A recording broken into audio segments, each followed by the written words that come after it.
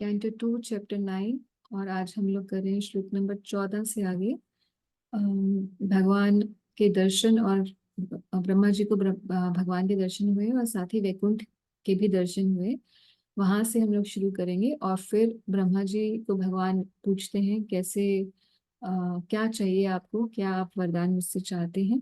और फिर ब्रह्मा जी वरदान से पहले उनसे प्रश्न पूछते हैं। तो ब्रह्मा जी आस्क क्वेश्चंस फ्रॉम श्लोक नंबर 26 to 30।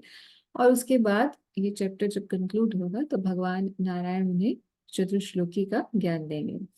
तो आज हम लोग करेंगे शुरू श्लोक नंबर 14 से कि कैसे ब्रह्मा जी को भगवान के वैकुंठ धाम के दर्शन हुए, भगवान नारायण के दर्शन हुए। हमने पिछली बार थोड़े से श्लोक करने शुरू किए थे इसके कि कैसे वैकुंठ के लोगों का स्वरूप क्या होता है, जिनको सारूप्य मुक्ति मिलती है। भगवान के जो गण हैं, भगवान नारायण के वैकुंठ में वैकुंठ वासी, उनका कैसा स्वरूप है और क्या क्या सुविधाएं हैं स्वरूप के साथ, उनका लाइफस्टाइल कैसा है। हमने देखा था कि हर किसी के एयरप्लेन्स एंड और वो सब चीजें हमने पढ़ी थी श्लोकों के अंदर। तो आज आगे के श्लोकों को पढ़ेंगे।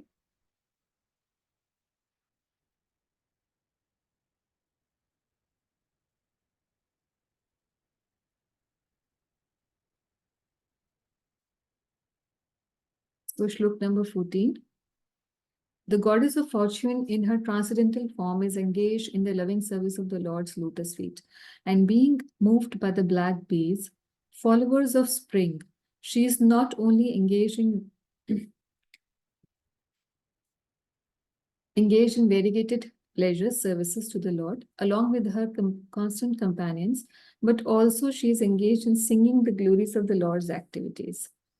तो कहने का अर्थ है कि भगवान श्री हरि की महिमा बताते हुए यहाँ श्लोकों में बता रहे हैं कि कैसे देवी लक्ष्मी, जो कि सौभाग्य की देवी है, वो भी भगवान की सेवा में निरंतर रत रहती हैं। और ऐसा नहीं है कि केवल सेवक के रूप में ही है, बल्कि भगवान के एक अनन्य भक्त के रूप में वहां रहती हैं, क्योंकि हमेशा भगवान का गुणगान करती रहती हैं। तो जब भी भगवान के किसी भी रूप का, किसी भी अवतार की चर्चा होती है, तो उसमें साथ ही साथ उनके जो काउंटर पार्ट्स होते हैं, जो डिवाइन कॉन्सॉर्ट्स होती हैं, उनकी चर्चा हमेशा आएगी। ये एक जब भी हम कहीं पे भी देखेंगे किसी भी अवतार की, तो साथ साथ में उनके जो शक्ति तत्व है उसकी भी चर्चा जरूर होगी। और यहाँ पर प्रिंसिपली भगवान नारायण की जो मेन शक्ति है, यानी कि माता लक्ष्मी के रूप में जो सौभाग्य की देवी रहती हैं, उनके साथ जो उनकी इंटरनल पोटेंसी है या उनकी आध्यात्मिक शक्ति का जो स्वरूप है, उनका अलग से श्लोक में व्याख्यान किया गया है। और बाकी जो श्लोक हैं, आगे श्लोकों में और भी शक्तियों का व्याख्यान होगा, मगर अलग से उनका मेंशन नहीं होगा, अलग अलग से together they will be mention. So बता रहे हैं ये पूरा विजन किसका, कौन देख रहा है। ये ब्रह्मा जी की आंखों से ये दृश्य है कि ब्रह्मा जी ने वैकुंठ में क्या क्या देखा। Lord Brahma saw in the Vaikuntha planet the personality of Godhead, who is the Lord of the entire devotee community, and the Lord of the goddess of fortune, the Lord of all sacrifice, and the Lord of the universe. तो भगवान को विभिन्न रूपों में देखा कि अलग अलग रूपों में कैसे भक्तों के साथ वो भगवान के रूप में रहते हैं, रमा देवी के साथ रमापति के रूप में रहते हैं, और यज्ञपति के रूप में रहते हैं, और इस पूरे ब्रह्मांड के भी स्वामी के रूप में रहते हैं। And who is served by the foremost servitors like Nand, Sunand, Prabal and Arhan, his immediate associates. तो ये कई जगह भागवत में इन भक्तों का नाम आता है जो वैकुंठ में भगवान के बहुत निजी पार्षद है, निजी सेवक हैं। जैसे जब श्री कृष्ण का नाम आता है तो उनके सेवकों में सबसे प्रधान रक्तक पत्रक बताए जाते हैं। ऐसे भगवान के जब सखाओं का नाम आता है तो श्रीदाम और सुदाम ये सबसे प्रमुख बताए जाते हैं, और मधुमंगल जी। ऐसे ही जब गोपियों का आता है मेंशन तो ललिता, विशाखा सबसे प्रमुख बताई जाती हैं। उसी प्रकार से जब भगवान नारायण का व्याख्यान आता है भागवत में स्पेसिफिकली, तो ये भक्तों का बार बार आप देखेंगे अलग अलग जगह पर ये मेंशन आएगा। इन पर्सनालिटीज को प्रभुपाद जी ने डिस्क्राइब नहीं किया, इसलिए बहुत ज्यादा हमें इनके बारे में पता नहीं है, मगर आप अलग से रिसर्च कर सकते हैं किसी साउथ इंडियन जो श्री वैष्णवों की टीकाएं होती हैं, श्री वैष्णव आचार्यों की टीकाएं, उनमें स्पेसिफिकली ऐसे भक्तों का व्याख्यान जरूर होगा।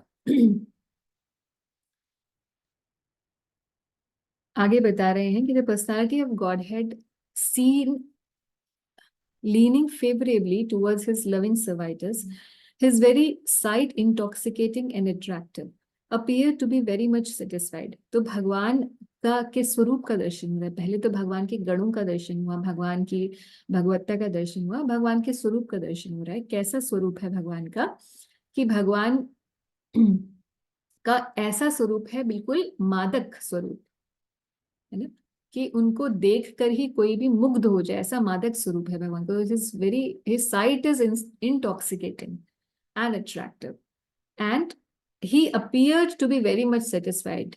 ऐसा व्यक्तित्व है भगवान का कि भगवान तो वैसे ही आत्माराम है ही, और दिखने में भी आत्माराम है, कि जैसे इन्हें किसी से कोई आशा ना हो, कोई अपेक्षा ना हो, जो अपने आप में परिपूर्ण व्यक्ति हो। He has a smiling face decorated with an enchanting reddish hue. तो भगवान का हमेशा स्माइल, डीटीज में भी आप देखेंगे कोई भी फेस ऐसा नहीं होगा भगवान के किसी भी डीटीज में भी जहाँ स्माइलिंग फेस ना हो। तो ये स्पेशल स्पेशलिटी है भगवान की, स्माइलिंग फेस। इनफैक्ट जब हम आप गोपी गीत गाते हैं, तो गोपी गीत के एक व्याख्या में श्रीपाद चक्रवर्ती ठाकुर जी बताते हैं, जहाँ गोपियां बोलती हैं कि हम आपके अशुल्क दासिका, है ना, ऐसे आप गाते हैं कि we are your unpaid servants.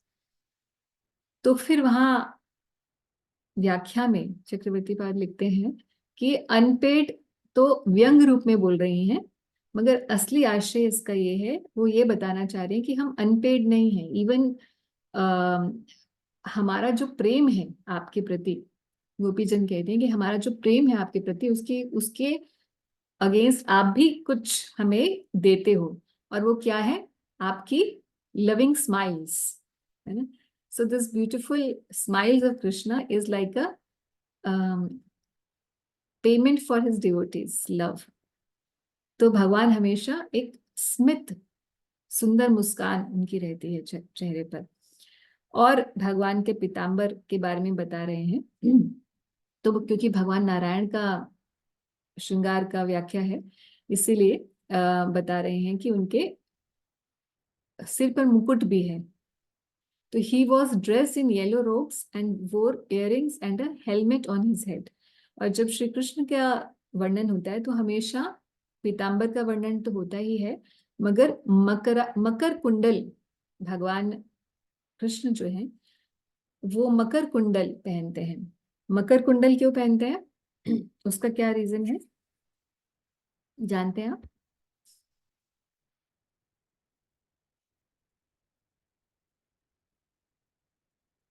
कोई भक्त?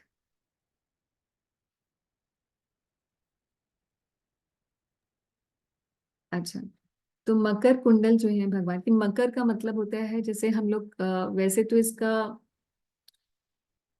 सिंपल जो संस्कृत या हिंदी अगर हम करें तो मकर मतलब होता है कैसा, एक मगरमच्छ, है ना। मगर मकर का मतलब एक्चुअल में यहाँ पर है शार्क। तो शार्क शेप की कोई कुंडल क्यों पहनेगा, तो क्योंकि जैसे आप जानते हैं हर एक देवता का एक वाहन होता है।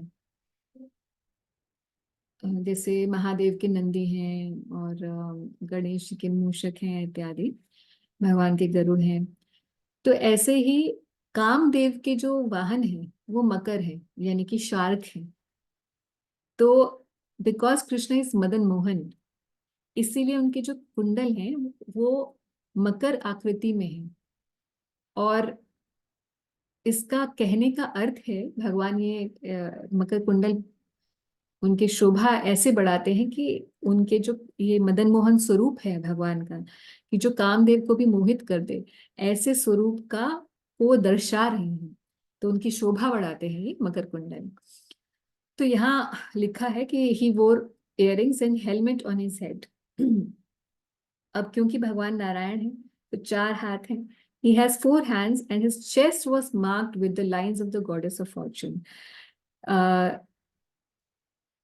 तो भगवान के श्रीवत्स की रेखाएं हैं, गोल्डन लाइंस हैं, जो देवी लक्ष्मी का प्रतीक है, जो भगवान के वक्षस्थल पर हमेशा निवास करती हैं।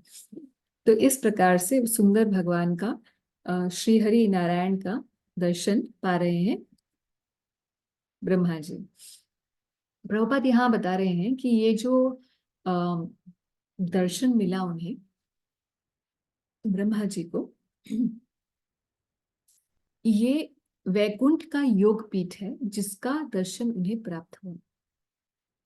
In the Padma Puran, Uttarakhand, there is a full description of the Yog Peeth, or the particular place where the Lord is in audience to his eternal devotees.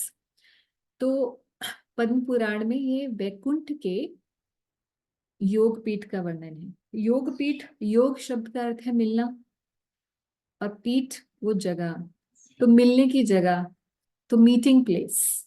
जैसे कोई राजा है, उसका दरबार होता है, तो उसमें वो सबसे मिलता है, ऑडियंस देता है। उसी तरीके से वैकुंठ में भगवान का योग पीठ है, जिस योग पीठ के दर्शन यहाँ ब्रह्मा जी को हो रहे हैं। उस योग पीठ की और डिस्क्रिप्शन आगे यहाँ मिलने वाली है। प्रभुपाद यहाँ पर बताते हैं उस योग पीठ के बारे में। In that Yog Peeth, the personifications of religiousness, knowledge, opulence, and renunciations are all seated at the lotus feet of the Lord. तो जो 6 ऐश्वर्य हैं अपने पूर्ण स्वरूप में, अपने मूर्तिमान स्वरूप में भगवान की चरण सेवा के लिए वहां पर विराजमान होते हैं। ये प्रभुपाद कहाँ से बता रहे हैं? पद्म पुराण से।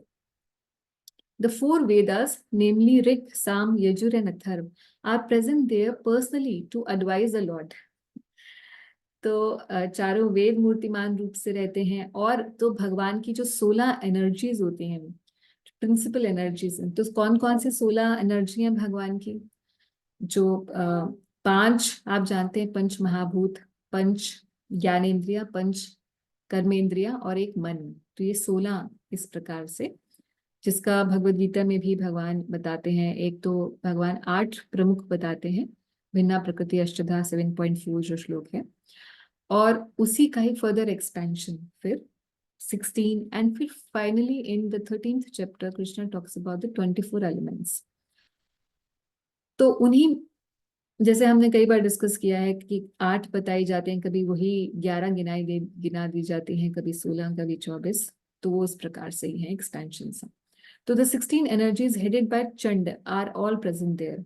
Chand and Kumund are the 2 first doorkeepers, and at the middle door there are doorkeepers named Bhadra and Subhadra, and at the last there are Jay and Vijay. तो इस प्रकार से वैकुंठ के द्वारपालों का बताया गया है।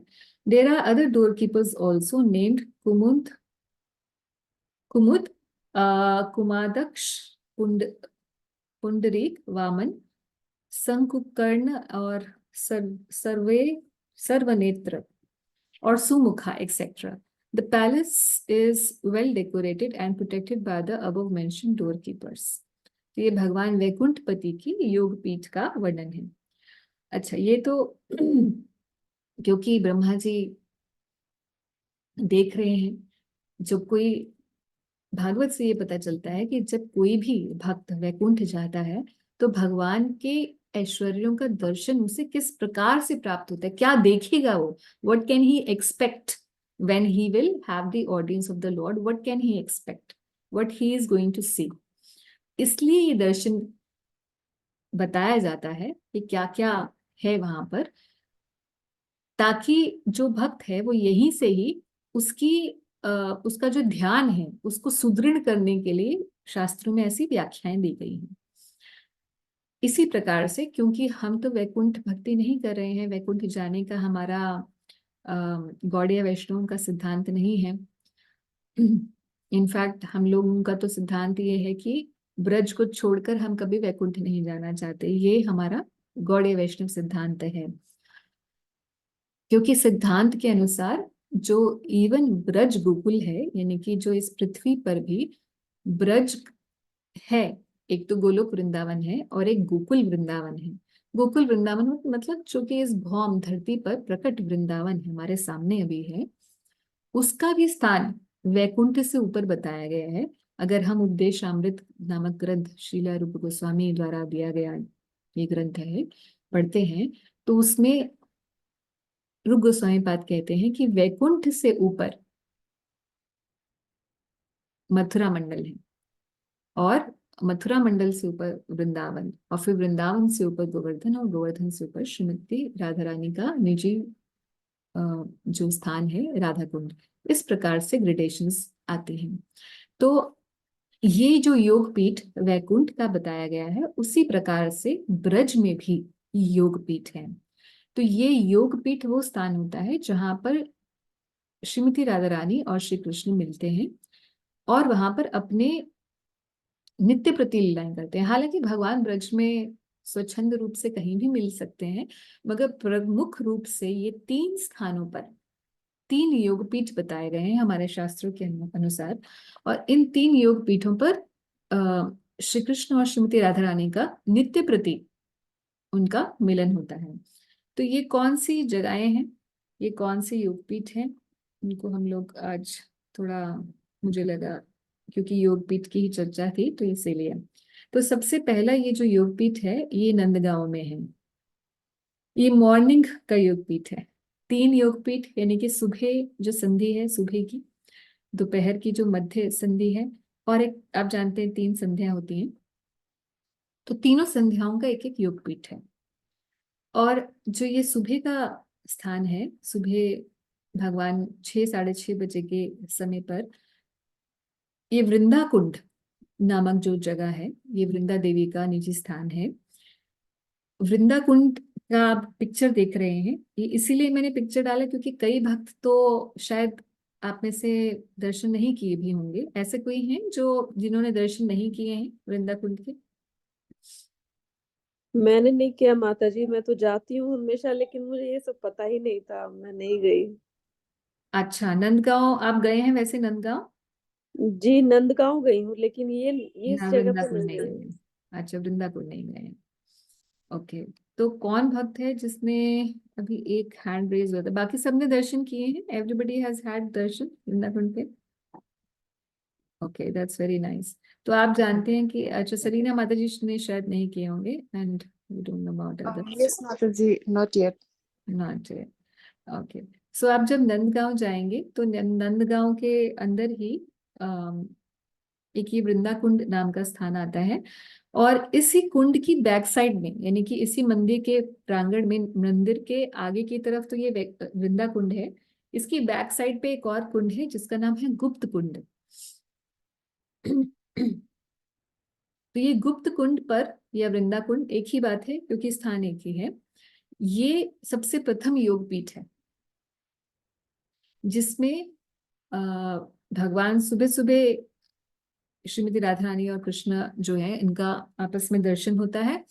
और यहाँ पर ये वो स्थान है जहां पर वृंदा देवी योग माया जी के साथ पूरी प्लानिंग करती हैं डे की, कि कैसे कैसे आज की लीलाएं होंगी और कहाँ कहाँ पर क्या क्या सेवाएं प्रबंध करनी है आज लीला को संपन्न करने के लिए। तो ये सबसे पहला योग पीठ है। और योग पीठ के बारे में हमारे वैष्णव आचार्यों ने बहुत सारे डिटेल्ड डिस्क्रिप्शंस दिए हैं। तो जब भक्त लोग और आगे की स्थितियों में पहुंचते हैं तो पूरा वो योगपीठ का ध्यान करते हैं अपने जप के समय। बट अभी सिर्फ ये इंफॉर्मेशन आपको बता रही हूँ क्योंकि एक कॉन्सेप्ट समझाने के लिए कि ये योगपीठ क्या होता है। जैसे पद्म पुराण में योगपीठ का वर्णन है, ऐसे ही हमारे और ग्रंथों में भी योग पीठों का वर्णन है जो श्रीमती राधा रानी और श्री कृष्ण के योग पीठ हैं। दूसरा योग पीठ कहाँ है? जो मध्याह्न का समय है उसमें राधा रानी और श्याम सुंदर का नित्य विहार है राधा कुंड पर। तो ये दोपहर का, मध्याह्न का योग पीठ है। और राधा कुंड के दर्शन आप में से सभी भक्तों ने किए होंगे। तो मेनली भक्त लोग यहाँ पर दोपहर के समय को बहुत इम्पोर्टेंट मानते हैं, क्योंकि उस समय अगर आप दर्शन के लिए जाते हैं तो आप सोच सकते हैं, ऐसा मान्यता होती है कि हमें श्रीमती राधा रानी श्री कृष्ण यहाँ पर पर्सनली प्रेजेंट है। और जो तीसरा योग पीठ है वो शाम का, जो संध्या का योग पीठ है, वो है वंशीवट, जो कि श्री वृंदावन में है। यानी कि आप जानते हैं ब्रज 84 कोस में वृंदावन टाउन भी एक नाम उसका वृंदावन है, और बाकी पूरे ब्रज 84 कोस का नाम भी वृंदावन है। तो वृंदावन टाउन के अंदर स्पेसिफिकली, जिसको अब हम वृंदावन टाउन कहते हैं, वहां पर जो वंशीवट है, वहां पर शाम का योग पीठ है। तो ऐसे योग पीठ का वर्णन इस प्रकार से आता है तीनों योग पीठों का। Mataji, this Radha Kund is the Govardhan one which we had visited, the same one, right? Yes, Radha Kund is in Govardhan and Vamsivat is in Vrindavan, और जो वृंदा कुंड है वो नंदगांव में। Right. सो हाँ, हम लोग योग पीठ का वर्णन कर रहे थे। तो इस प्रकार से ब्रह्मा जी ने वैकुंठ में योग पीठ का दर्शन किया। और क्या देखा उन्होंने योग पीठ में? The lord was seated on his throne and was surrounded by different energies like the 4, the 16, the 5, 6 natural opulences, along with other insignificant energies of the temporary character. But he was the factual Supreme Lord enjoying his own abode. तो जैसे हम देख रहे हैं भागवत में भी योगपीठ का वर्णन हो रहा है।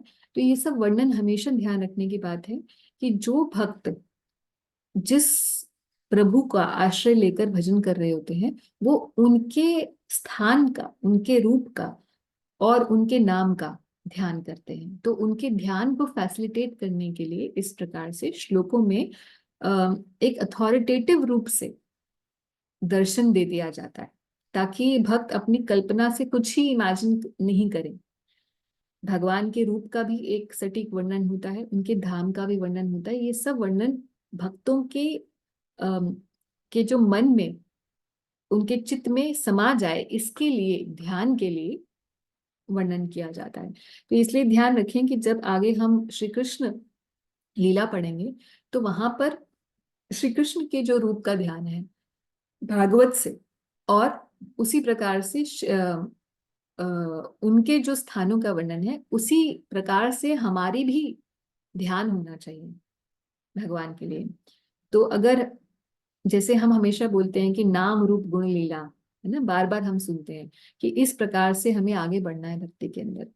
तो नाम पर तो हम हैं ही आश्रित, और फिर जब हम आगे बढ़ते हैं, जब हमारी इतनी सामर्थ्य हो जाता है कि हम नाम के साथ साथ भगवान के रूप का चिंतन करते हैं, फिर जब कोई और सामर्थ्यवान भक्त हो जाता है और गुरु आश्रय में रहकर और गुरु से सीख कर, उनसे पूछ कर जब आगे और ध्यान करना शुरू करता है, तो किस पर ध्यान करेगा, कैसे ध्यान करेगा, कैसे उसका ध्यान का विषय कैसे होना चाहिए, डिटेलिंग कैसे होगी, इसके लिए सब चीजें हमें भागवत और प्रमाणिक ग्रंथों से सीखनी चाहिए। तो यहाँ बता रहे हैं कि भगवान नारायण अपने सिंहासन पे बैठे हैं अमृत में। श्याम सुंदर का बिल्कुल अलग वर्णन होता है, और भगवान नारायण का बिल्कुल अलग वर्णन है। ये बिल्कुल वैसे है, मेजेस्टिक वर्णन है ना भगवान का, मुकुटधारी और वो सब, और सारे उनके आसपास एकदम सेवक की तरह उनके आगे हाथ जोड़ के खड़े हैं। तो कौन कौन खड़ा है? कि भगवान तो बैठे हैं अपने सिंहासन पे, और साथ में उनकी सारी जो शक्तियां हैं वो अपने मूर्तिमान स्वरूप में, 4 वेद खड़े हैं, और 4 एनर्जीज लाइक द 4। तो प्रभुपाद यहाँ एक्सप्लेन कर रहे हैं कि 4 कौन सी है? प्रकृति, पुरुष, महत्त्व और ईगो, यानी कि अहंकार। ये भगवान की शक्तियां हैं। ये जो हमारे अंदर अहंकार है, और हम सोचते हैं ना कि हम भक्त लोग, नहीं नहीं बस मुझे अहंकार से रहित होना है, मैं जब करूंगा मुझे अहंकार से रहित होना है। तो वो अहंकार जो है भगवान ही उससे खत्म कर सकते हैं। जो मैं मेरा की अहंकार है, ये हमारे प्रयास तो हम करते रहेंगे, मगर ये भगवान की एनर्जी का हमारे ऊपर शासन होता है। हमारे सोच लेने से या निर्णय करने से भी ये नहीं जाने वाली। अगर हम सब कुछ समझ जाएं इंटेलेक्चुअली हमने सारे ग्रंथ पढ़ लिए और आपसे आज मैंने सोचा कि मैं मोह माया त्याग दूंगा और ये नहीं करूंगा वो नहीं करूंगा, कुछ नहीं होगा। क्योंकि आप भगवान की शक्ति के अधीन हो, आपको वैसे ही चलना पड़ेगा जब तक कि भगवान के ऑर्डर पे वो शक्ति आपको छोड़ ना दे। तो जैसे भगवान कह ही रहे हैं कि मम माया दुरत्या और माम ये प्रपद्यन्ते माया में तम तरन्ति ते। जो भगवान की शरण लेता है फिर माया उसको शिकंजा छोड़ती है। तो प्रकृति, पुरुष, महत तत्व और अहंकार, ये भगवान की 4 शक्तियां यहाँ खड़ी हैं। और उसके अलावा 16, तो हमने 16 गिनाई, प्रभुपाद यहाँ बता रहे हैं the 5 elements earth water fire air and ether. तो 5 हो गए, फिर 5 ज्ञानेंद्रिया, 5 कर्मेंद्रिया और 1 मन, ऐसे करके 16 हो गई। 5 इंक्लूड्स वही सेंस और सेंस ऑब्जेक्ट्स, इंद्रियों के 5 विषय होते हैं इंद्रियों के। और इस प्रकार से 16 और 5 मिलके क्या बन जाते हैं? 16 और 5 21। उसके अलावा फिर मन बुद्धि अहंकार 24 बनते हैं और 1 होता है जीवात्मा।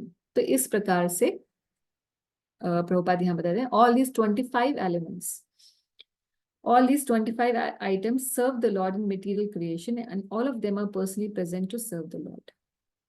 तो इस प्रकार से, और बोल रहे हैं कि यहाँ जो इनसिग्निफिकेंट ऑपुलेंसेस का भी मेंशन हुआ था उसमें है अष्ट सिद्धियां, वो इनसिग्निफिकेंट ऑपुलेंसेस भी वहीं पर उन्होंने दर्शन किया ब्रह्मा जी ने, जो कि भगवान के पूर्ण नियंत्रण में रहती हैं। तो इस प्रकार से भगवान के दिव्य स्वरूप का दर्शन ब्रह्मा जी प्राप्त किए हैं। Mataji, who is a personification for the soul here then? Personification for soul, all the devotees who are there are the personification of soul. Okay. जीव शक्ति जो है, Because 25 he mentioned है ना, that is the reason I'm asking. yes, 25 are mentioned. तो आप chapter 13 Bhagavad Gita में ये 25 का पूरा डिटेल में आता है। तो अगर जीव शक्ति के बारे में बात करेंगे तो जीव शक्ति वहां पर जैसे प्रकृति है, या प्रकृति के भी आगे फर्दर डिविजन्स डेफिनेटली होंगे, इंटरनल पोटेंसी, फिर माया शक्ति और बाकी प्रकृति के अलग स्वरूप वहां प्रेजेंट होंगे। उसी प्रकार से जीव शक्ति के जो हम समझ सकते हैं वहां पर जितने भी भगवान के भिन्नाश यानी कि भगवान के सेवक जितने भी वहां वैकुंठवासी हैं, वो जीव शक्ति का प्रतिनिधित्व है। Okay.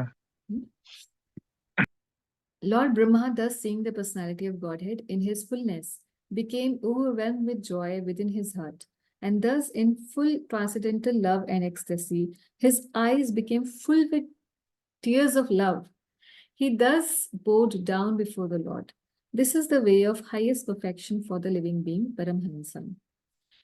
तो जैसे ये सब देखा तो ब्रह्मा जी को ऐश्वर्य जैसा नहीं लगा। जैसे अगर हम ये सोचें कि अरे भगवान को इतना सामने होंगे और इतने सब उनके आजू बाजू खड़े हैं, ऐसा लगेगा कोई बहुत बड़ा राजा है जिसके उसके राज दरबार में हम लोग खड़े हैं। तो हम naturally what we will feel, हमारी नेचुरल फीलिंग तो आएगी एक छोटे से सेवक के जैसी फीलिंग आएगी ना, कि भगवान कोई बहुत महान और हम कोई छोटे से उनके सामने हैं, हमारा अस्तित्व। तो ब्रह्मा जी का अलग विजन था। देखिए कि ब्रह्मा जी का हृदय जो है बिल्कुल भावना से, प्रेम की भावना से गदगद हो गया और अश्रु आने लगे। और वो भगवान को ऐसे भगवान भगवान की तरीके से नहीं उनका संबंध है, आगे श्लोकों में देखेंगे उनका भगवान नारायण से मैत्री का संबंध है। तो तो वहां पे भी मैत्री होती है, भगवान नारायण से भी मैत्री का संबंध हो सकता है, मगर वो संबंध वैसा मैत्री का संबंध नहीं होगा जैसा सखा भाव ब्रज में है, क्योंकि वो मैत्री का संबंध एक फॉर्मल मैत्री का संबंध रहेगा। तो देखते हैं, बट यहाँ मेंशन ये है कि ब्रह्मा जी के अश्रु भरा है उनके नेत्रों में, और प्रभुपाद कह रहे हैं कि and he bowed down before the lord. उनके इस स्वरूप, उनकी दिव्यता को देखकर, और उनका प्रेम भी है, उनका ऐश्वर्य भी है, सब इमोशंस मिक्स है, सारे रस मिक्स है यहाँ। तो this is the way of highest perfection for living being. तो परमहंसों का पथ ये है, ऐसा श्लोक में बताया जा रहा है। तो परमहंसों का पथ क्यों बताया जा रहा है? क्योंकि भगवान के दर्शन पाना और भगवान को देखकर मन में एक ट्रांसेंडेंटल इमोशन आना, ये परमहंसों का पथ है। प्रभुपाद कैसे इसको डिस्क्राइब करते हैं देखते हैं। In the beginning of Shrimad Bhagavatam it is stated that this great literature is meant for the paramahamsas. तो परमहंस संहिता है, ये जानते हैं हम। So Srimad Bhagavatam is meant for such persons who are completely free from malice. In the conditioned life, the malicious life begins from the top, namely bearing malice against the Supreme Personality of Godhead. तो प्रभुपाद दो प्रकार से बता रहे हैं हमें क्यों हृदय जो है, क्यों हमारा ऐसे परमहंसों का जो जैसा पथ होता है वैसा क्यों नहीं होता जीवात्मा का। जीवात्मा के हृदय में भगवान के प्रति द्वेष रहता है, जो कंडीशन लिविंग एंटिटीज है उनके लिए, देहबद्ध जीवात्माओं के लिए। तो पहले तो वो खुद ही भगवान बनना चाहते हैं, पहले तो वो भगवान के अस्तित्व में नहीं, यकीन ही नहीं करता, सोचता है और अगर है भी तो मैं ही हूँ, या है तो हमें क्या करना है उनसे। तो इस प्रकार के जो जीवात्मा होते हैं वो प्रभुपाद यहाँ कह रहे हैं this malicious nature in the conditioned soul continues even up to the stage when a person wants to be one with the Lord. तो जब ब्रह्म सायुज्य तक जाना, मोक्ष प्राप्त करने तक यही बनी रहती है, ऐसा ही भावना बनी रहती है। तो उसमें क्या गलती है, तो हम कई बार बता चुके हैं कि भाई मोक्ष में कोई गलती नहीं है, मोक्ष की भावना में कोई गलती नहीं है। माफ कीजिए, कुछ गड़बड़ हुआ है।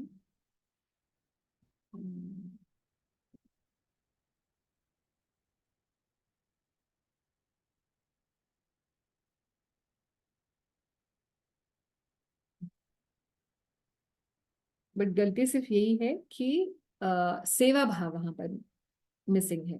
So this malicious nature in the conditioned soul continues even up to the stage when a person wants to be one with the Lord. And thus even the greatest of the empiric philosophers speculating on becoming one with the Supreme Lord cannot become a Paramhans.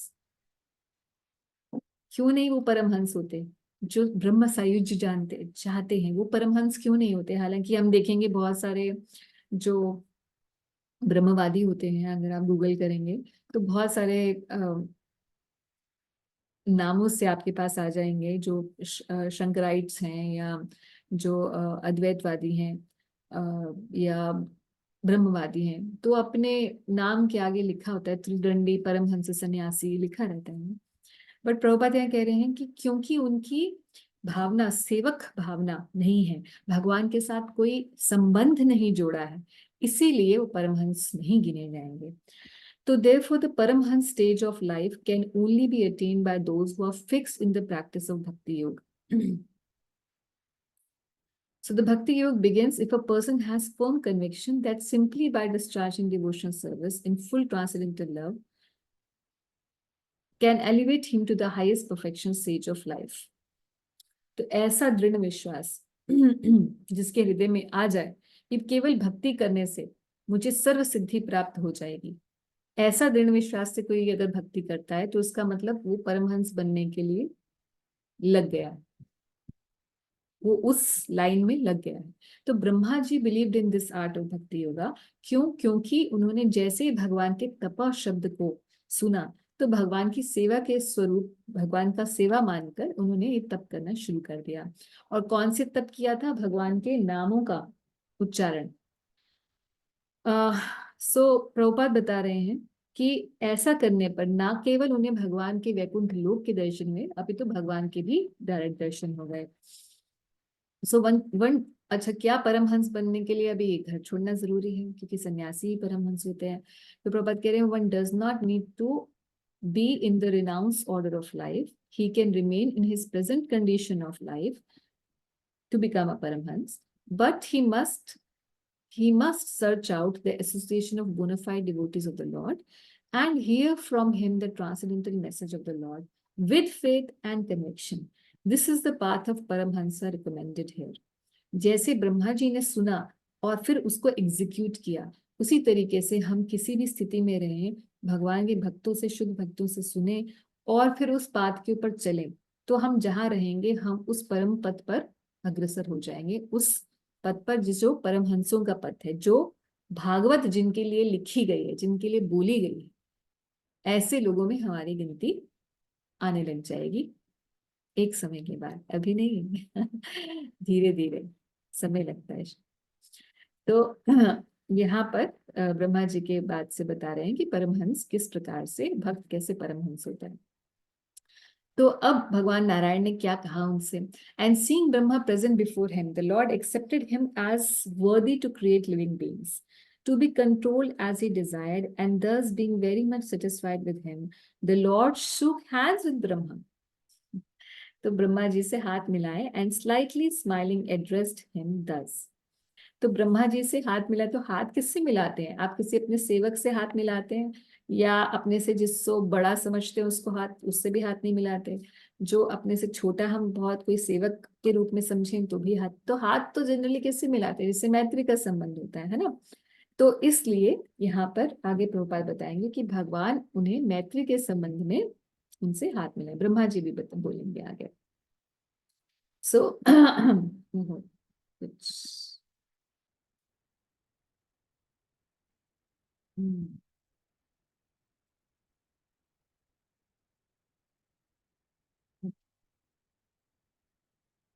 तो भगवान क्या बोले फिर उनसे, देखते हैं।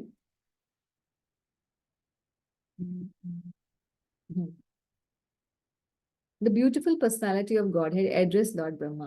O Brahma, impregnated with the Vedas, I am very much pleased with your long accumulated penance, with the desire for creation. Hardly am I pleased with the pseudo mystics. तो मैं आपकी तपस्या से बहुत प्रसन्न हूं। किसकी तपस्या से प्रसन्न है भगवान? ब्रह्मा जी की। क्यों? क्योंकि वो भक्ति योग में की गई थी। ऐसे ही कोई भी तपस्या करे किसी भी कार्य से तो भगवान प्रसन्न नहीं होते। Hardly I am please with the pseudo mistakes. Pseudo क्यों है? क्योंकि वो किसी न किसी इच्छा से,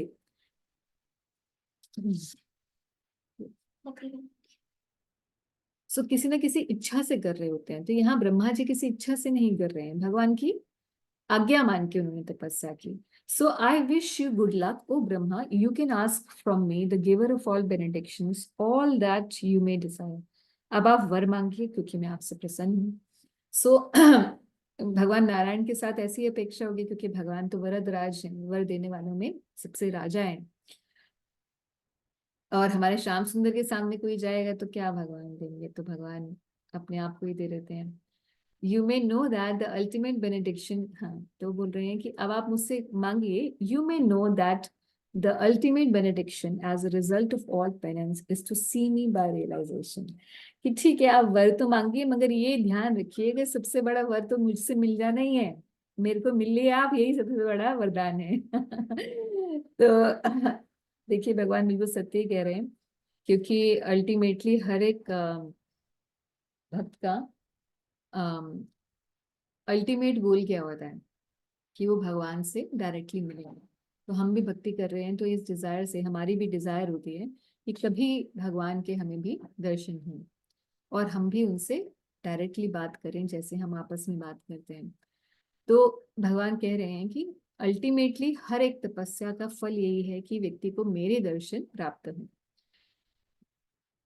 तो आगे क्या कहते हैं? The highest perfectional ingenuity is the personal perception of my abodes, and this has been possible because of your submissive attitude in the performance of severe penance on my order.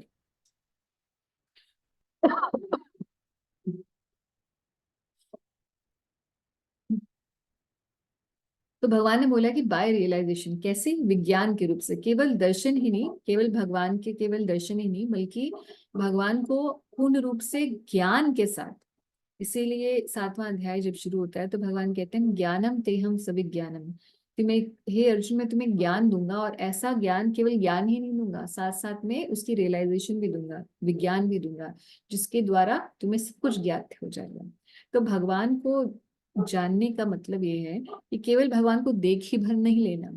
एक कथा आती है 10वें स्कंद में, जानते हैं कि श्री कृष्ण जब मथुरा आए तो मथुरा में घूम रहे थे तो एक धोबी था।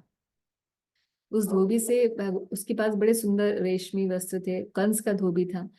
और श्री कृष्ण ने और बलराम जी ने उस धोबी से वस्त्र मांगे कि इतने सुंदर राजा के वस्त्र हैं, ये हमें दे दो, हमें सुंदर बन के जाना है, हम जा रहे हैं वहां मैदान में। तो उस धोबी ने मना कर दिया और भगवान ने, आप जानते हैं, उसका वहीं पर वध किया। और उसने भगवान की इंसल्ट भी की कि आप तो राजा नहीं हो, आप राजकुमार हो, कोई आप ऐसे वस्त्र मुझसे मांग रहे हो। तो इस धोबी की जो पीछे की कथा आती है वो ऐसे आती है कि ये भगवान राम के समय से ये धोबी था।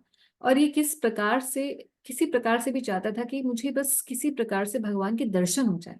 दर्शन की बहुत इसकी अभिलाषा थी। तो इसने बहुत तपस्या की। तपस्या केवल इस भाव से की कि बस मुझे भगवान के दर्शन हो जाए।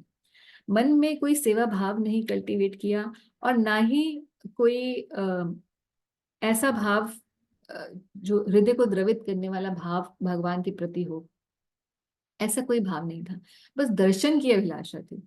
तो सोचिए कि अगले जन्म, इतने जन्मों में करने के बाद ऐसी स्थिति पे तो पहुंचा कि भगवान के उसे दर्शन हुए साक्षात और भगवान के हाथों से वध हुआ। तो आगे गति तो बहुत मिली होगी, मगर सेवा भाव नहीं कल्टीवेट हो पाया। इसीलिए इस श्लोक से समझने की बात है कि जब भगवान कह रहे हैं, एक एक शब्द का को सुखदेव गोस्वामी ने सटीक रूप से डाला हुआ है। उसका एक मतलब है, उसका एक सिग्निफिकेंस है। तो भगवान के जब दर्शन हो और पूर्ण ज्ञान से, पूर्ण रियलाइजेशन, विज्ञान के साथ, ज्ञान विज्ञान सहितम, ऐसे भगवान के दर्शन होने चाहिए। तो यहाँ भगवान कह रहे हैं, the highest perfectional ingenuity is the personal perception of my abodes, कि केवल मेरे भगवान के रूप का ही दर्शन ना हो, भगवान के धाम का भी दर्शन हो, और भगवान की सभी शक्तियों का भी दर्शन हो, और अपना भी भगवान के साथ क्या संबंध है उसका भी पूर्ण रूप से ज्ञान हो, जैसे ब्रह्मा जी के साथ हो रहा है। तो ऐसा जो पूर्ण रूप से भगवान को समझ पाना और अपना संबंध समझ पाना, और उस संबंध में फिर अपने आप को व्यक्त करना भगवान के साथ, तो ये सब कैसे पॉसिबल होता है? This has been possible because of your submissive attitude in the performance of severe penance on my order. कि भगवान की जो आदेश है उनको ब्रह्मा जी ने माना, इसलिए भगवान के ज्ञान के साथ साथ विज्ञान भी उन्हें मिला। तो अगर हम भी ये चाहते हैं तो सबसे इम्पोर्टेंट बात क्या है कि हम बात मानना सीखें, भगवान की इंस्ट्रक्शंस को मानना सीखें। तो हम चाहते तो हैं कि अरे वाह, हम भी कभी योग पीठ का ध्यान करें, हम भी कभी ब्रज में रहें, है ना। ऐसे सब भक्तों में आता है, कभी हम भी भगवान के, हमें पता चले कि हमारा भगवान के साथ क्या संबंध है। ये सब बातें जब हम सुनते जाते हैं फिलॉसफी, तो हमारे हृदय में आता है कि हम भी कब हमें ये सब मिलने वाला है।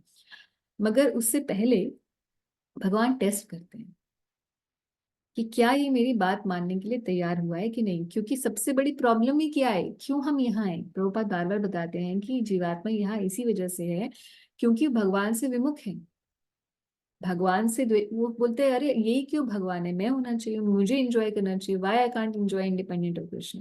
सो मैं इनकी बात नहीं मानूंगा, मैं अपने हिसाब से चलूंगा। तो ये जो सबमिसिव एटीट्यूड लैकिंग है हमारा भगवान के प्रति, हम अपनी स्वतंत्रता को खुद फ्री विल के साथ भगवान को समर्पित नहीं करना चाहते, यही सबसे बड़ी प्रॉब्लम है।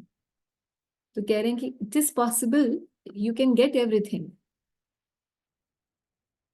How Brahma ji is getting everything? Because of his submissive attitude. क्योंकि भगवान का आदेश सुना तपस्या करो, और 1000 दिव्य वर्षों तक उन्होंने तपस्या की भगवान के इस आदेश को मानकर। तो जैसे भगवान का आदेश है हमारे लिए, भगवत गीता में सबके लिए एक आदेश है कि सततम कीर्तयन्तु तो या मन मना भवन भक्तो मदयाजी माम नमस्कुरु या सर्वधर्मान् परित्यज्य मामेकं शरणं व्रज। तो इस प्रकार से जो भगवान का आदेश हमारे लिए भी है, ऐसा ना समझें कि भगवान का आदेश तो ब्रह्मा जी के लिए था। ये जैसे भगवान भगवत गीता में जनरल आदेश बहुत सारे दिए हैं कि यज्ञ दान तपस्या को कभी नहीं छोड़ना चाहिए, चाहे आप कितने भी पवित्र क्यों ना हो जाएं। फिर भगवान आदेश देते हैं कि लस्ट एंगर ग्रीड, इस पे कभी भी ध्यान नहीं देना चाहिए, नहीं तो व्यक्ति they are the doorways to hell, है ना। तो बहुत सारे इस प्रकार से भगवान ने आदेश भगवत गीता के अंदर दिए हैं। तो सभी आदेशों को मानेंगे, अपने जीवन में उतारेंगे धीरे धीरे धीरे धीरे, कई बार बहुत लाइफ टाइम्स भी लगते हैं भगवान के आदेश को पूरी तरीके से मानने के लिए। हमारे ऊपर है कि हम एक ही बार में मान जाएं या फिर कुछ समय में भगवान मनवा देंगे। आगे प्रभुपाद बताएंगे कि कैसे भगवान खुद ही मनवा देते हैं भक्त को, ऐसे स्टेज पे ले आते हैं कि उसे मानना ही पड़ता है, तो छोड़ते नहीं है, पूरा सुधार के छोड़ते हैं भगवान। तो ये कहने का मतलब है, ये समझे हम कि हमारे क्वालिफिकेशन सबसे ज्यादा क्या जरूरी है, टू टू अंडरस्टैंड। ये सेवा भाव लेकर हम, ये जो सबमिसिव एटीट्यूड है वो क्यों है, क्योंकि ब्रह्मा जी ने ये सोचा कि मैं तो सेवक हूँ भगवान का, जो भी जहां से भी ऑर्डर आ रहा है ये तपस्या का, लेट मी डू दिस। सेवा भाव के साथ उन्होंने इसको संपन्न किया। तो इस प्रकार से जो भी ऐसा भावना रखेगा उसके साथ भी फिर इस प्रकार से भगवान प्रकट होंगे और भगवान का दर्शन, भगवान के लोक के दर्शन भी प्रकट होंगे। So, O Brahma, the sinless, you may know from me that it was I who ordered you to undergo penance at first on your being perplexed in your duty. Because such penance is my heart and soul, and because of that penance and I am non-different. तो penance मतलब तपस्या। तो भगवान कह रहे हैं कि ब्रह्मा, मैंने ही आपको कहा था ये तपस्या करने के लिए, मेरा ही ऑर्डर था, और ये तपस्या मुझे बड़ी प्रिय है। तपस्या मुझे बहुत प्रिय है, और मैं और तपस्या अलग अलग नहीं है। तो ये कौन सी तपस्या? भक्ति पूर्ण जो तपस्या है, ऐसी तपस्या नहीं जो हिरण्यकश्यपु ने की थी एक पैर पे खड़े होके, नॉट दैट तपस्या। तपस्या जिसका ऑब्जेक्टिव भगवान को पाना है, ऐसी तपस्या के बारे में भगवान कह रहे हैं। जो भक्तिमय तपस्याएं हैं, यानी कि जैसे हम लोग करते हैं, तो हम क्या तपस्या कर रहे हैं? सुबह उठ के हम लोग नाम जप करते हैं, बहुत बड़ी तपस्या है। वाकई इस कलयुग के अंदर सबसे बड़ी तपस्या यही है कि 1 घंटे मोबाइल फोन बिना देखे बैठ जाना। आजकल के लिए तो यही बड़ी तपस्या है कि हर काम को छोड़ के, non distraction, only sit down at one place and chant the holy name, is that itself has become a big tapasya. और उसको ऐसा नहीं कि 1 2 4 10 दिन या 10 5 महीने या साल, आजीवन करना पड़ता है ना। तो वाकई तपस्या है। तो ये भक्तिमय जो तपस्याएं हैं, और प्रभुपाद जी बताते हैं कि भक्तों के लिए मेनली तपस्या के 4 नियमों का पालन करना सुदृढ़ता से, ये मेन तपस्या है। फर्स्ट कैंटो में प्रभुपाद जी बताते हैं। हालांकि इसके अलावा भी और तपस्याएं होती हैं, बट मेनली प्रभुपाद जी ने जो बताया उस प्रकार से। तो भगवान क्या कह रहे हैं कि तपस्या और मैं एक ही हैं। क्यों? क्योंकि तपस्या वही प्रोसेस है जिसके द्वारा भगवान मिल जाते हैं। तो ये ऐसी वैसी कोई तपस्या नहीं, जो भक्तिमय कार्यकलाप है, भक्ति के जो प्रोसेस है, उन्हीं को ही भगवान यहाँ तपस्या के रूप में बता रहे हैं। क्योंकि कई श्लोकों में भागवत में आता है कि किसी भी तपस्या से भगवान प्राप्त नहीं होते। तो जब यहाँ भगवान ये कहते हैं कि तपस्या और मैं अभिन्न है, तो इसका बात समझ जाना चाहिए कि ये वो तपस्या की बात नहीं हो रही जिसके द्वारा भगवान की प्राप्ति नहीं हो सकती। ये उन साधनाओं की बात हो रही है जिनके द्वारा भगवान की प्राप्ति होती है।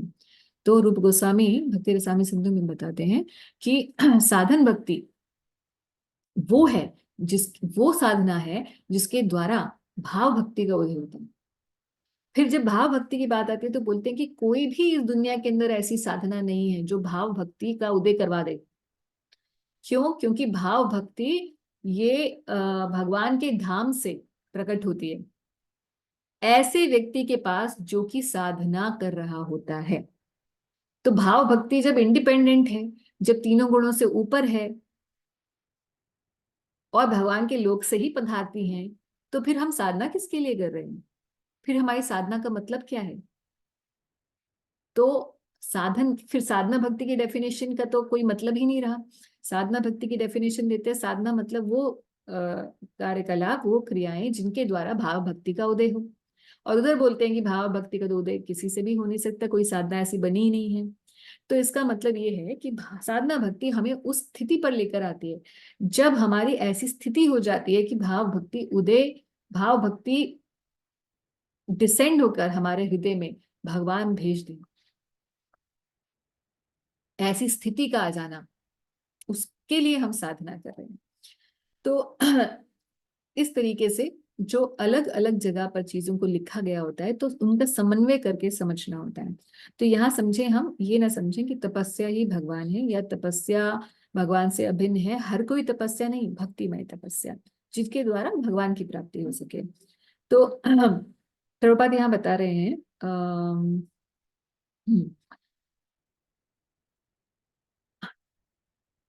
हाँ, दो चीजों का उल्लेख प्रभुपाद कर रहे हैं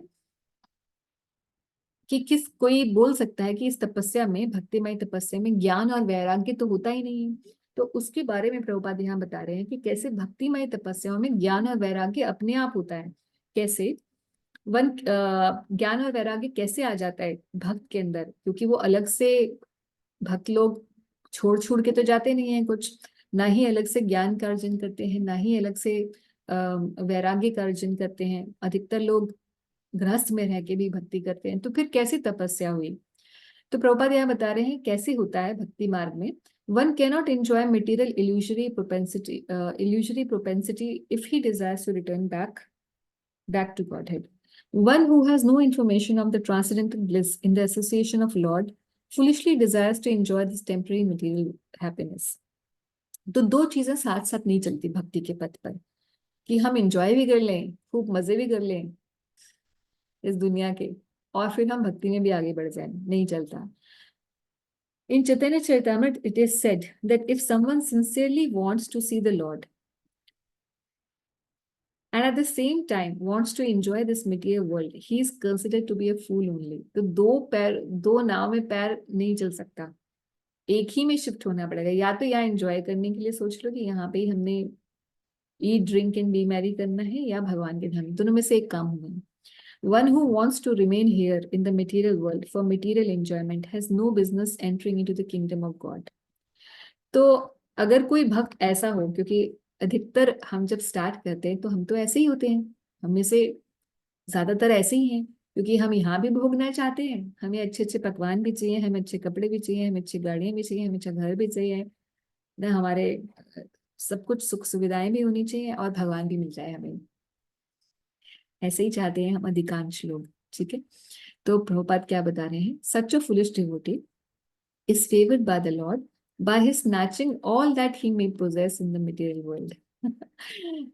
तो ये प्रभुपाद बता रहे हैं कि ऐसे भक्त जैसे हमारे जैसे, जिनको दोनों चीजें चाहिए, उनके लिए भगवान क्या आशीर्वाद देते हैं, सब कुछ छुड़ा देते हैं, सब कुछ हर लेते हैं। उन्हें भी तो नाम हरि है।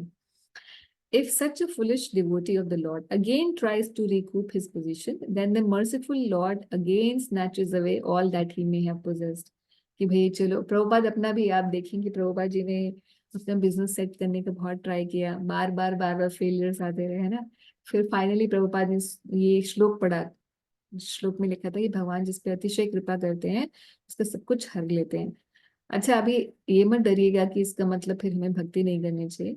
भगवान ऐसे समय पर हरते हैं जब हम वाकई उससे ऑलमोस्ट खत्म, हमारे डिजायर हो चुके होते हैं। नहीं तो फिर वो लास्ट फेजेस होते हैं। अभी शुरुआत में तो भगवान देते हैं। क्यों, कैसे पता? क्योंकि भगवद गीता में 7वें अध्याय में भगवान कह रहे हैं कि चतुर्विधा भजन्ते माम जना सुकृतिनो अर्जुना आर्तो जिज्ञासु अर्थार्थी ज्ञानी च भरतर्षभ। 4 प्रकार के लोग मेरा भजन करते हैं, भजन करना स्टार्ट करते हैं। कौन? धन का इच्छुक सबसे पहला ही है उसमें। ये लक्ष्मी जी, लक्ष्मीपति की कौन करेगा? लक्ष्मी जी के लिए सबसे पहले करते हैं, है ना। तो ऐसे भी भगवान के भक्त हैं, तो दोनों प्रकार से रहे हैं भगवान के भक्त। बात ऐसा नहीं है कि भगवान हर कोई जो कृष्ण भक्ति या हरि भक्ति में लगा है तो उसका सब कुछ छीन ही जाने वाला है। बात यह है कि अगर आपके हृदय में ऐसी material, it's not about your having things, it's about your attachment to the things. अगर सब कुछ होते हुए भी युधिष्ठिर महाराज को भगवान ने पूरे सब कुछ सम्राट बना दिया पूरे विश्व का, ध्रुव महाराज को इतना परम पद प्रदान कर दिया, प्रहलाद महाराज को कितना बड़ा पद दे दिया, है ना, अम्बरीश महाराज पूरी दुनिया के राजा थे। तो भगवान के ऐसे ऐसे बहुत भक्त हुए, तो मगर उनमें अटैचमेंट नहीं थी, जो चीजें थी उनके पास। अगर अटैचमेंट रखेंगे तो चीजें भगवान फिर हटा लेंगे, ताकि अटैचमेंट फोर्सफुली खत्म हो जाए। जब चीज होगी नहीं तो अटैचमेंट कहाँ से होगी उससे? या खुद ही अपने आप हटा लो, दोनों में से कुछ एक तो होएगा ही होगा। तो प्रभुपाद क्या बताते हैं आगे, सब बली महाराज है तो क्या everything, right? हाँ From हाँ बली महाराज है तो क्या everything? हाँ, बलि महाराज से सब कुछ ले लिया, फिर दोबारा दे भी दिया, है ना। दोबारा दे दिया एज इन, हाँ, तो सब मतलब कुछ दिया भी तो वापस। so he went to some other lok, right? मतलब he went down some other lok, no? हाँ, अपने ही बिल्व स्वर्ग दिया उन्हें, और फिर बाद में स्वर्ग का भी आश्वासन दे रखा है अगले अगले मनवंतर में, अच्छा, ओके। कि अगले मनवंतर में बलि महाराज जो है अगले इंद्र बनेंगे। Okay. The foolish devotee of the Lord is thus put into forcible penance by the grace of Lord. तो अगर कोई ऐसा मूर्ख बना रहेगा, अटैचमेंट रखेगा, तो भगवान क्या करेंगे, तपस्या कराएंगे जबरदस्ती की, जबरदस्ती वैराग्य लेके आएंगे, ज्ञान और वैराग्य जबरदस्ती डालेंगे। कैसे? And at the end, the devotee becomes perfectly happy, being engaged in the service of the Lord. Therefore, penance in devotional service of the Lord, either by voluntary submission or being forced by the Lord. या तो भैया खुद सुधर जाए या फिर सुधार देंगे भगवान। It is necessary for attaining perfection, मगर ये तपस्या जरूरी है। नहीं तो फिर हम जो ये ख्वाब देख रहे हैं कि हम कभी भगवान के धाम जाएंगे, गोलोक वृंदावन जाएंगे, क्योंकि हम 16 माला करते हैं, और क्योंकि हम चांदनी करते हैं, और क्योंकि प्रभुपाद जी ने बोला वो जो भी 16 माला, everything at the end of the day has to change the heart. The process sadhana is there to change the heart. If that's not happening, then Krishna will do something to make it happen, चाहे वो किसी भी रूप में आए, चाहे वो शरीर की व्याधियों के रूप में आए, चाहे वो पैसे की तंगी के रूप में आए, चाहे वो अपमान के रूप में आए, किसी भी रूप में आ सकता है। So that's necessary for attaining perfection. मगर ऐसा नहीं है कि सबके साथ होएगा ही, जो नहीं सुधरेगा उसके साथ होगा, तो फिर जबरदस्ती थप्पड़ मार के सुधारते हैं बच्चे को, बस ये बात है। And the such penance is the internal potency of the Lord, क्योंकि वो हमें भगवत धाम पहुंचाता है, ये रास्ता है, इसीलिए ये भक्ति का स्वरूप है। इसलिए भगवान कह रहे हैं कि मुझसे अभिन्न है ये तपस्या। So Brahma ji was sinless, and therefore he faithfully discharged the advice of the Lord Tapa. Being satisfied with him, uh, the Lord awarded him the desired result. Therefore, love and penance combined, दोनों चीजें, प्रेम भी होना चाहिए, तपस्या भी चलनी चाहिए, दोनों चीजें। हालांकि यहाँ पर एक ही बात आ रही है, दोनों का मतलब प्रेममय भक्ति है, वो भगवान को प्रसन्न करती है। अच्छा, अभी कोई बोले, मेरा ऐसा हमेशा से बहुत प्रश्न था कि ये तपस्या करना क्यों ही जरूरी है, क्यों इतना भगवान को हमारी तपस्या से क्या लेना देना, क्यों हमें परेशान कर रहे हैं, बिना परेशान करे ही अपना सब कुछ दे दें। तो ऐसा मैंने एक प्रश्न पूछा था कुछ 10-11 साल पहले ब्रजमंडल परिक्रमा में। मैंने ये प्रश्न पूछा था हिज होलिनेस भक्ति रसामृत स्वामी महाराज से, कि महाराज ये इतनी तपस्या भगवान क्यों कराते हैं ना, इतना परेशान क्यों करते हैं। तो महाराज ने एक आंसर दिया था, तो यहाँ पर हम पढ़ते हैं, उसके बाद फिर मैं आपको बताती हूँ भगवान क्या कह रहे हैं। I create this cosmos by such penance. I maintain it by the same energy and I withdraw it by the same energy. Therefore, the potential power is penance. तो तपस्या की महिमा यहाँ भगवान बता रहे हैं कि सृजन के लिए, उसको सृष्टि के पालन के लिए भी भगवान तपस्या के द्वारा करते हैं। सब जगह तपस्या की महिमा है, तो भगवान भी नित्य प्रति तपस्या में रत हैं, नर नारायण ऋषि के रूप में अभी भी तपस्या कर रहे हैं, तो चिरकाल से तपस्या कर रहे हैं। तो भगवान अपने एक स्वरूप में हमेशा तपस्या का पालन करते हैं। और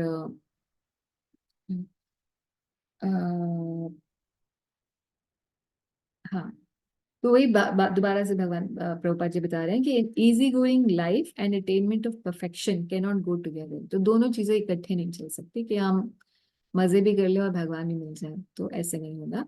तो हाँ, अब यहाँ पर प्रभुपाद जी भी वही आंसर दे रहे हैं जो महाराज ने मुझे आंसर दिया था।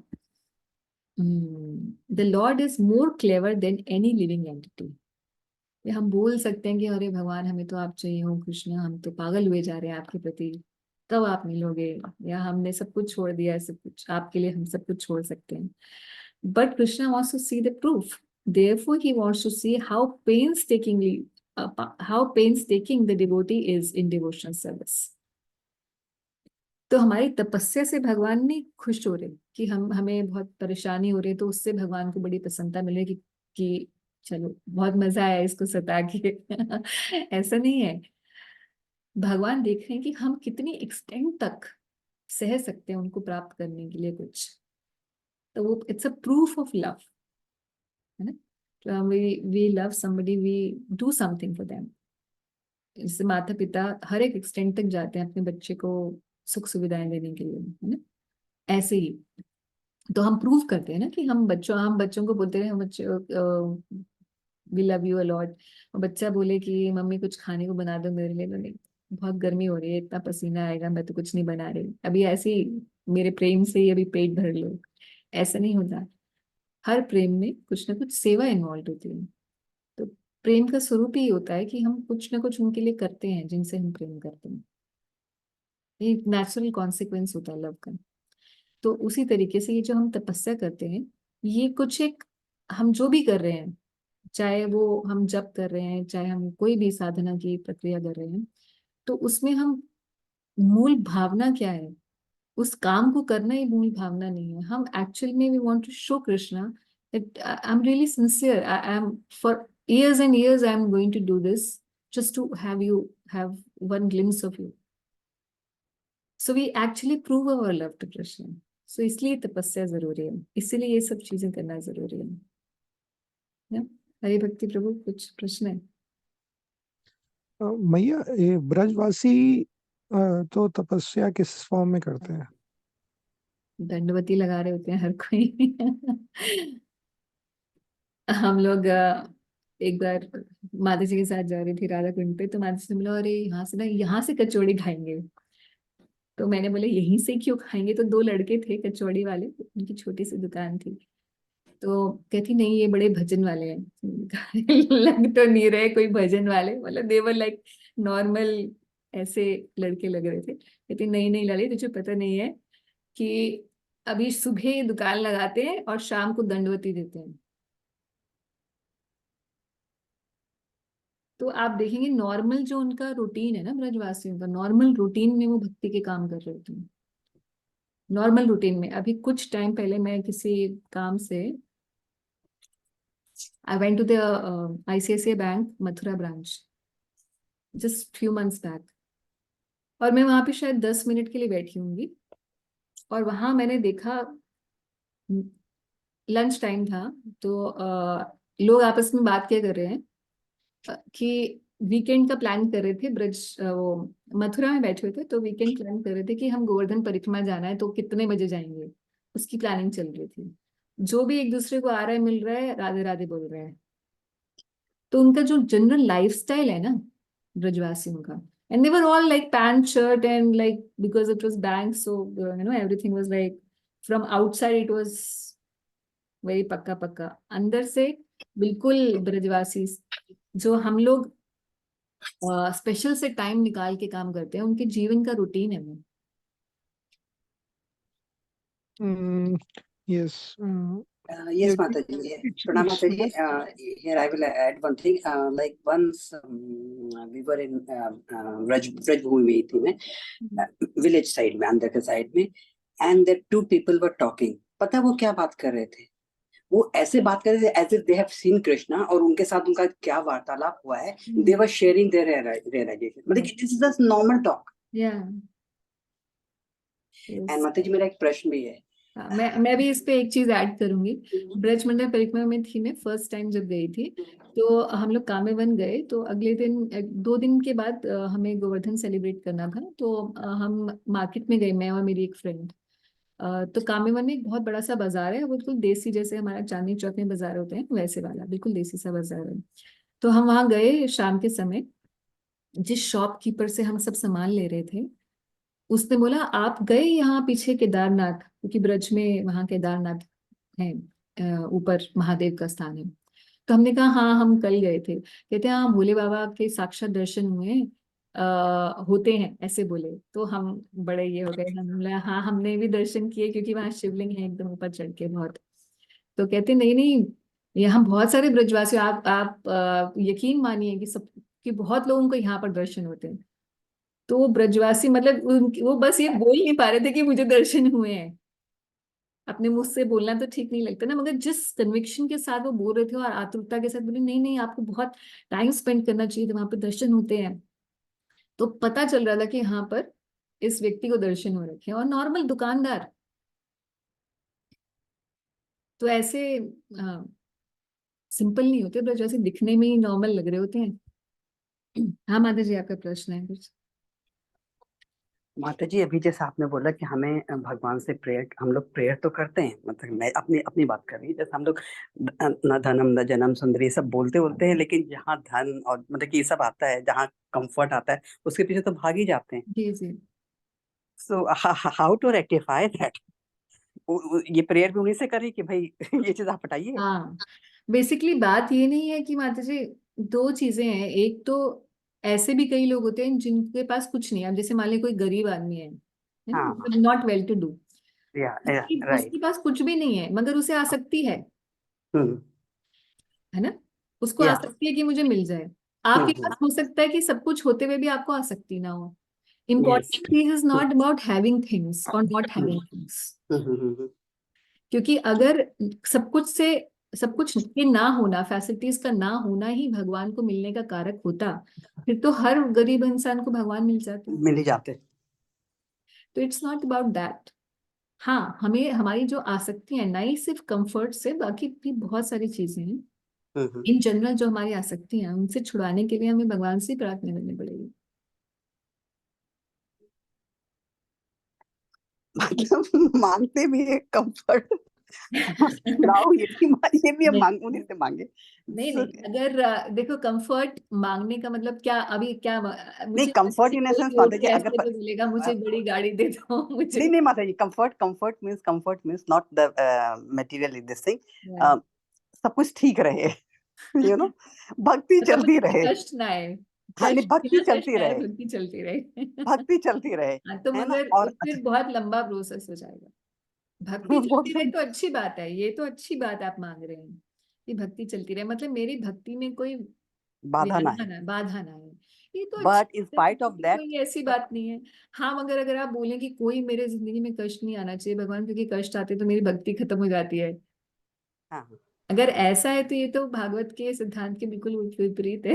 विपरीत हो जाएगा, ये विपरीत हो जाता है।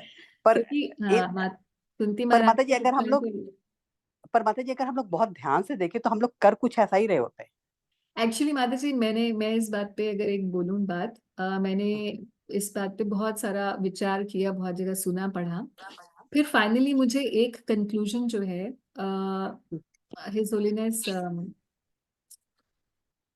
राधा गोविंद महाराज जी के एक हम्म लेक्चर में मिला, हम्म जिसमें महाराज कह रहे हैं कि एक साधारण भक्त के लिए हम्म हम्म बहुत ज्यादा कम भी हमारे पास स्थिति नहीं होनी चाहिए और बहुत अधिक भी स्थिति नहीं होनी चाहिए, मतलब नहीं हमारे होनी पास चाहिए। मटेरियल कंफर्ट्स बिल्कुल ही नहीं है या बहुत ही हैं।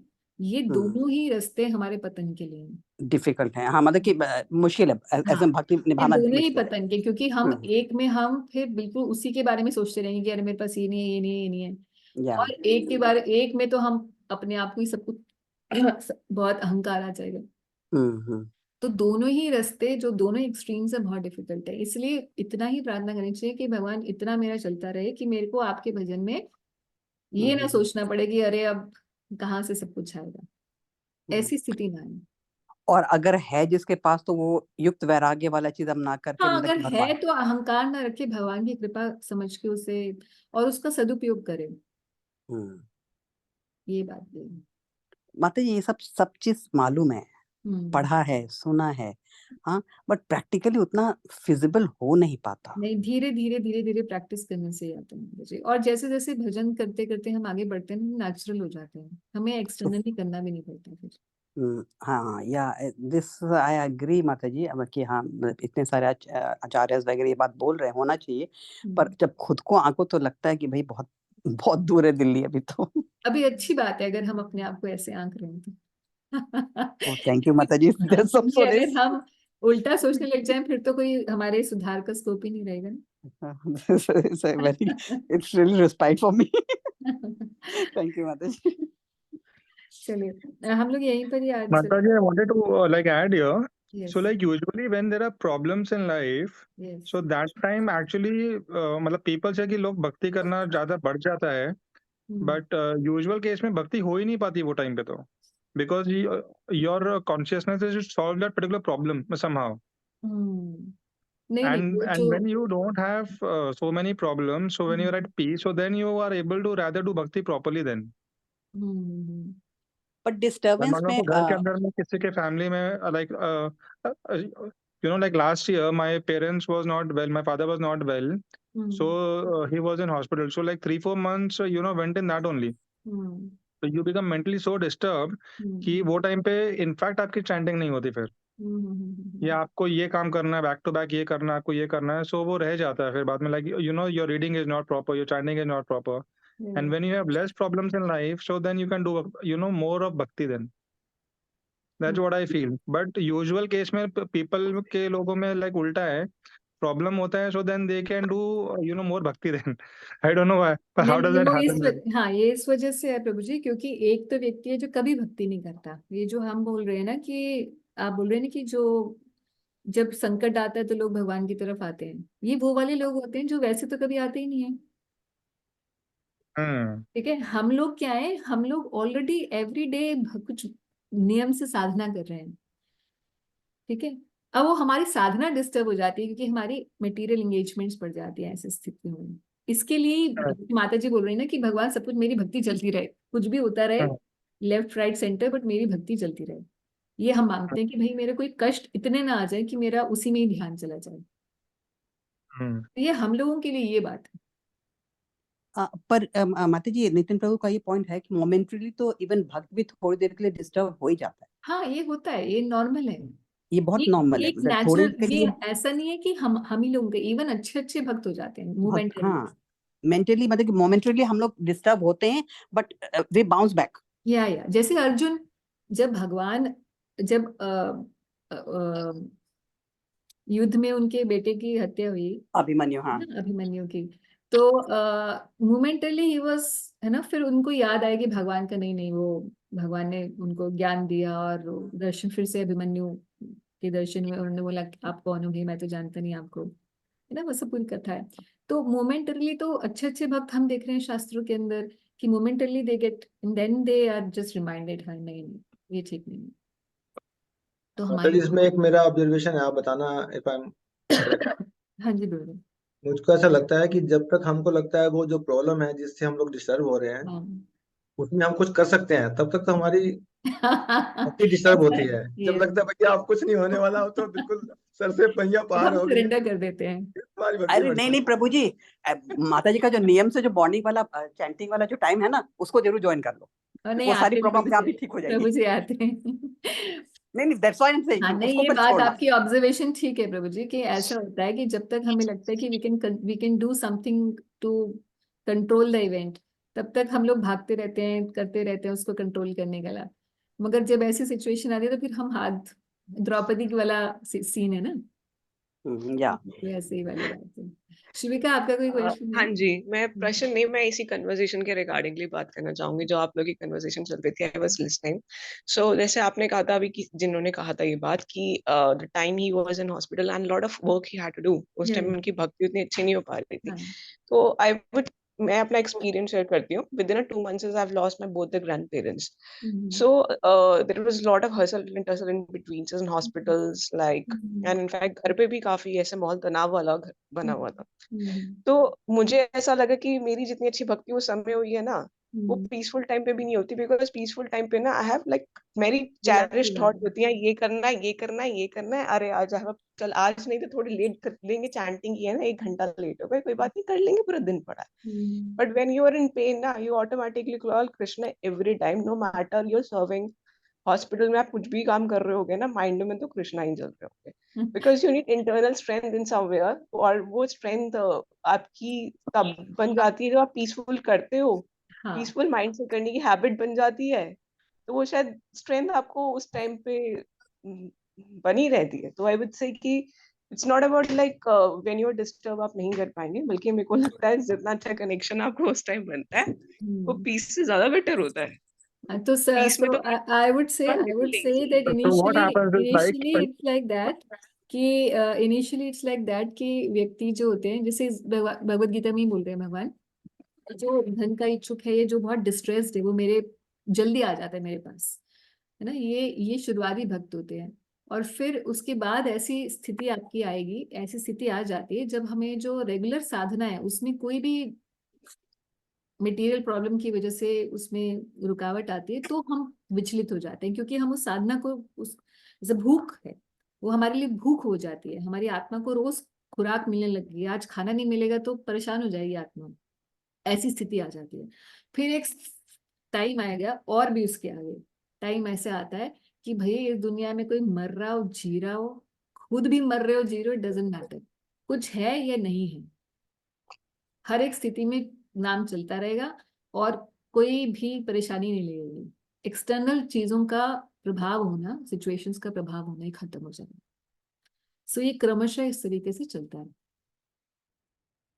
तो बैक ऑफ द माइंड तो माता जी वो चलता ही था कि यू नो चैंटिंग नहीं हो पा रही है या रीडिंग नहीं हो पा रहा है, so that would go on. हाँ, तो वो धीरे धीरे ऐसे, बट हर भक्त अपने आप में, आई वुड से कि हर भक्त अपने आप में सच्चा है हर स्थिति पर,